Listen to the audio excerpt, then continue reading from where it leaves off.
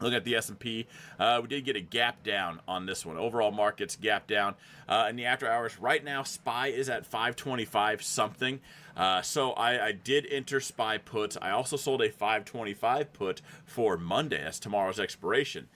So the puts that we bought, they'll be up. Now, I did do this in the growth count because I just didn't want to not have a put. The way some things are stacking up, I just wanted to have some kind of hedge in there. We already bought puts. They worked out well. We sold against it. So we made money on the long put. We made money selling puts against it. So while hedging, we made money against our hedge. So anyway, that's what I'm doing again. If you ever want to check that out, should be the top pin link, comment somewhere in the description. Just find it. My admin does do that. I don't want to fire her, but if you tell me in the comments, I will. I'll do it. Just kidding. She does too much work for me. Anyway, if you check it out, you get to see all the plays, right? So I bought the 520 SPY put. That'll be up in the morning. I sold the 520 strike. I have it up right here. I sold the 520. Never mind. I don't need to roll. We're good. I was thinking I sold the 525s. Anyway, so we're $5 away. I collected $139 on that. So as long as SPY is 520 or higher, I'm still short. My long put is up. The put that I sold that expires tomorrow will just be up. It'll be 100% profit.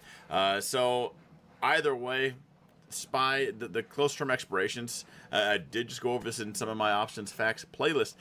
Just that gamma buildup, the risk at the end can be a reward if you just know how to play it right.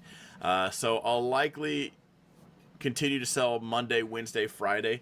Maybe I sell the next day, but I just like Monday, Wednesday, Friday. Maybe it's just habit because that's what used to be there before they added in Tuesday and Thursday. Those same day expirations, those are money makers for the market makers, not really for people playing same day expirations. I'm sure there's like a LeBron out there that makes money on it, but you know, there's a reason they're there.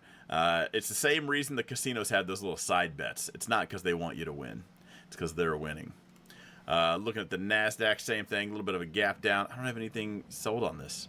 Now, I will say I was thinking about buying SQQQ, SPXS, some kind of bear ETF because I wanted to have some kind of hedge. I just didn't want to throw out the capital for that, which is why I ended up choosing a SPY put. Spent a little bit less. Also, I'll create money while holding that. Overall, I have these two highlighted for a reason, right? We need to get bullish above and stay above. We kind of had this little fake out situation. We blasted right past it.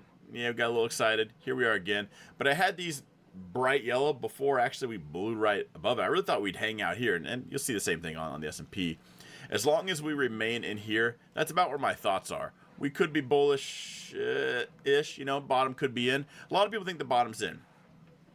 A lot of people think we're going to zero, you know, so we'll see.